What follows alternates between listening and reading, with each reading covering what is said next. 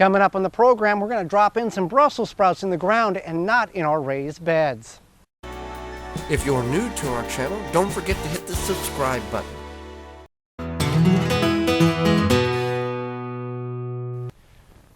Welcome to the Wisconsin Vegetable Gardener. I'm Joy Baird. Today we're going to be planting 10 Brussels sprouts in the physical ground and not in our raised beds or grow bags that we have built and filled with compost, simply because we need to maximize the space we have available for more precious plants. Not that Brussels sprouts aren't precious, maybe some of you don't like them, but we are growing them in the ground because we've never had a bad crop of Brussels sprouts that we've physically grown in the ground. They overtake the area, rapidly shade the ground, really reduce the amount of weeds that are coming up in the bed, and they work really well. So we're going to utilize this area here for that. Now, Brussels sprouts, you do not want to direct sow these with a seed right now. They take a long time, about 150 days based on your variety, in order to get the sprouts to develop. They can handle a frost and even a light freeze.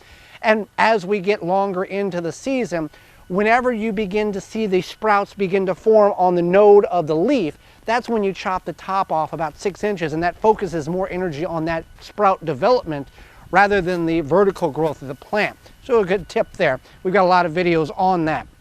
So we want to space these about, we found, anywhere from a foot to 18 inches. We cram them in a little tighter and it's worked really well.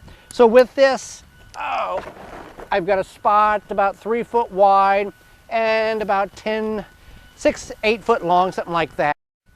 So like I said, you don't want to direct sow these from seed because they take too long. Now, we have started ours from seed.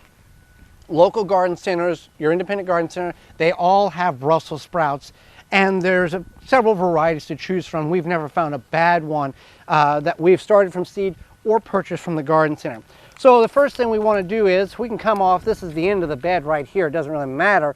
I can start right here, and we want to go about a foot to 18 inches from plant to plant, and then about a foot up away from the plant. And they are going to grow in like a giant pine for us, and it's not going to inhibit the growth. We find that it doesn't, when they overlap, it's not hurting them at all. It just really, they thrive very well. So I've worked the soil here, removing most of the roots, and now we're going to pop one of these things out. Now these are more moist in the cell than what typically I like, but I wanted to make sure they did survive. So I'm going to try to pull as much out as possible. There we go. There, everything came out there. Okay. So I'm just going to put some all-purpose fertilizer down. You can see I've already kicked up a worm. The soil's got loaded with worms here. Put a little more fertilizer there. Want to work it in so that it's not sitting directly on it. And then we want to plant it in the same depth that it was in the container. Now at this point, if you have issues with cutworms or slugs or other insects that could damage or destroy your Brussels sprouts, now would be a good time to put a collar around it. And we may just do that. We've got some 4-inch PVC pipe that have been cut down into slices that we can protect these with. I'm going to get the rest of these planted, and we'll talk about mulching options and other maintenance in which we need to do in order to ensure ourselves Brussels sprouts in about 150 to 180 days.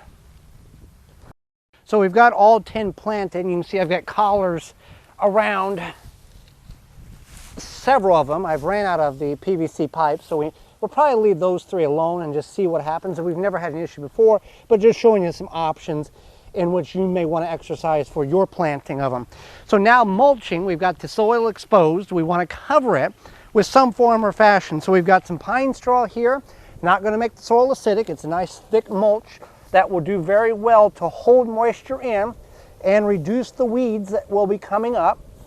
And also you can use straw, same thing, just a couple of inches layer would be fine. Now these collars here that will go around the plants, these are only going to stay on for about 2 or 3 weeks at the most, and then we'll remove them off so the plant has more freedom. But just for those there, just add a little more stability, because we are going to have a lot of rain, we're going to have a lot of wind, so just kind of want to give them a little more help early on.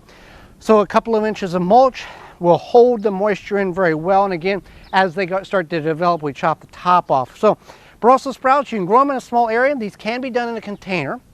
We can do them in a raised bed or in the traditional ground. So it's a really good plant. Now maybe you didn't like Brussels sprouts or feel that you've never liked Brussels sprouts, and that may be true with the ones you get from the store. But until you've grown your own Brussels sprouts and then ate them, your perspective on this thing completely changes. So if you've never grown Brussels sprouts before, it's something you may want to invest in a couple of plants at your local independent garden center, put in the garden, and your mind will change on it. So I'm just going to get this mulched. We'll get rain tomorrow, and it will work very well. And you don't really have to feed these plants at all through the growing season. We gave them an all-balanced fertilizer right now, and they will take care of themselves, assuming you have good organic matter in the soil, as we have in our traditional ground that we've added a lot of organic matter to, so they'll be fine.